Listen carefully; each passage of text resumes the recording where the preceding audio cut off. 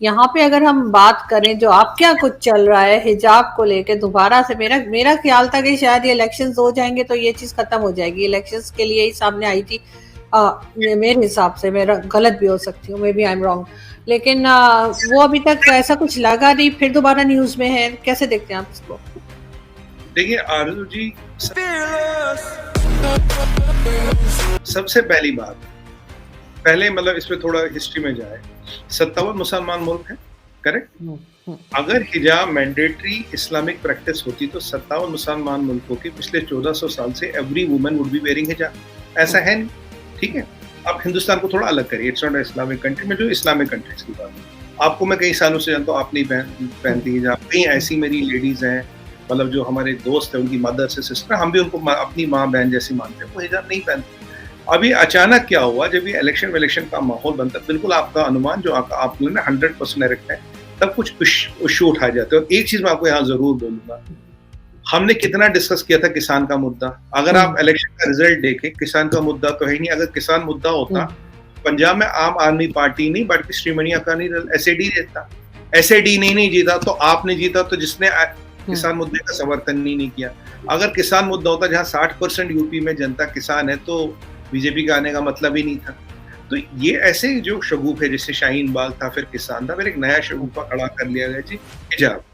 मुझे बताइए, ये जो बच्चियां इस पे थी, इनके सोशल मीडिया पर फोटो देना हिजाब के, खूब घूम रही है, फिर रही है।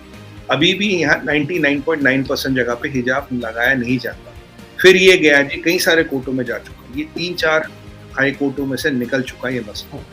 अब ये गया कर्नाटक हाई कोर्ट में। और एक बात बता दूं, जो जय साहब थी, वो मुसलमानी थी, जिन्होंने इसका फैसला लिया। उन्होंने पूरा रिलीजियस एंगल पे, प्रैक्टिकल एंगल पे, कम्युनिटी एंगल पे सबका अध्ययन किया, और उन्होंने बोला नहीं, it is not a mandatory Islamic practice.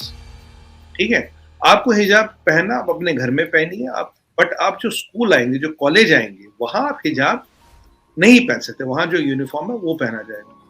अब उम्मीद तो ये थी कि यार ये बड़ा मसला बनेगा, मसला बना नहीं।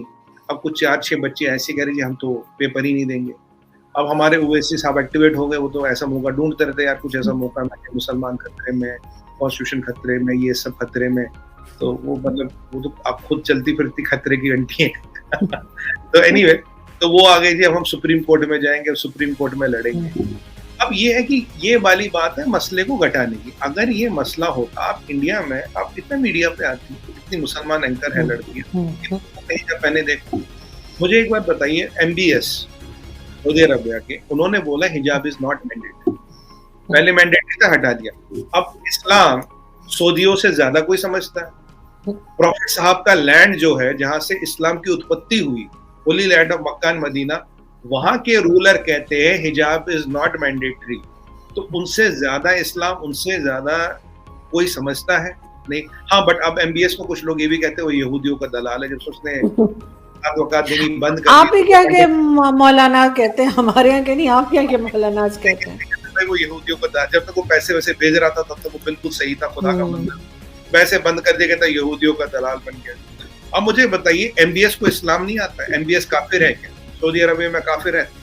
ये लॉजिक वाली बात है नहीं। अब आपको, मैंने उस दिन भी आजू जी बोलता, पॉलिटिसाइजेशन ऑफ इस्लाम, हिजाब करना, इस हिजाब एज अ पॉलिटिकल टूल, मुझे इसमें आपत्ति क्या? आप छोटे छोटे बच्चियों को इस्तेमाल करते, यार मुद्दा है, कोई और मुद्दा पकड़ो, हजारों मुद्दे हैं। अब यहाँ क्या हो रहा है, कोशिश ये की जाती है आरजू जी, कोई ऐसा मुद्दा पकड़े जिसकी ना जड़े पूरी कंट्री में हो। हिजाब, अब मुझे बताइए, अब कहाँ गए हिजाब?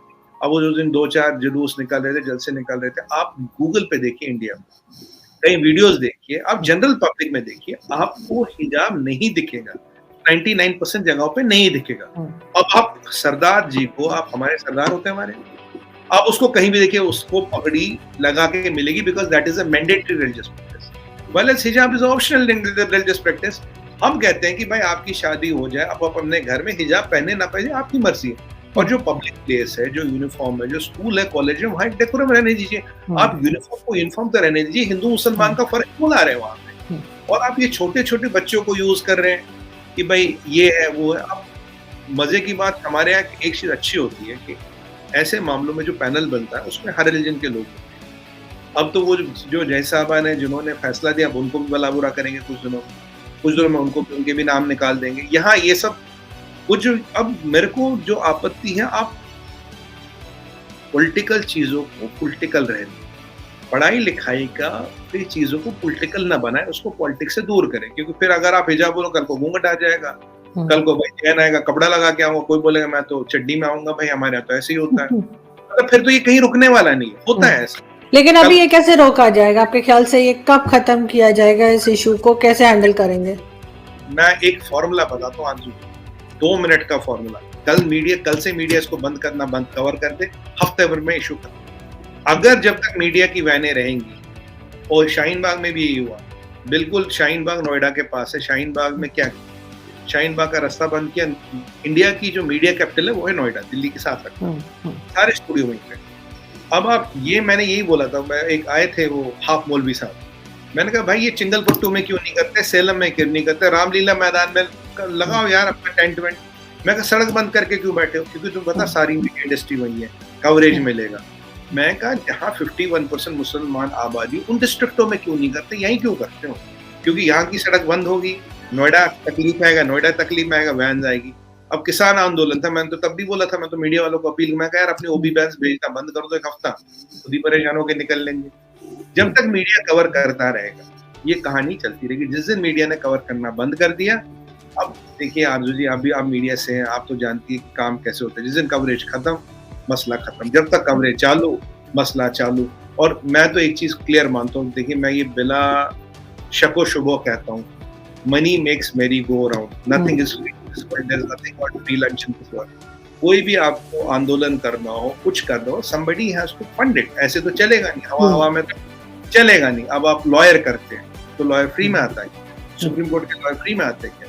अगर आप फिर इसके मुद्दे में जाए कौन पैसे दे रहा है, क्या दे रहा है, मुझे आपको मैं बताऊं सच में, कई बार मुझे क्या लगता है, अगर आप देखें यहाँ मुसलमान संपर्क प्रोग्रेसिव है, अच्छी है, कोई दिक्कत नहीं है। अगर आप इस्लामिक वर्ल्ड को देखें, बहुत टर्मोइल है, यहाँ कोई टर्मोइल नहीं। मुझे तो कभी लगता है कि पाकिस्तान का मुसलमान, आपको नहीं वैसे कह रहा हूँ, कुछ आपके यहाँ के लोग या कुछ बाकी कंट्री के मुसलमान, लगता है यार ये हिंदुस्तान में मुसलमान कैसे शांत है भाई, इसकी कैसे जिंदगी अच्छी चल रही है।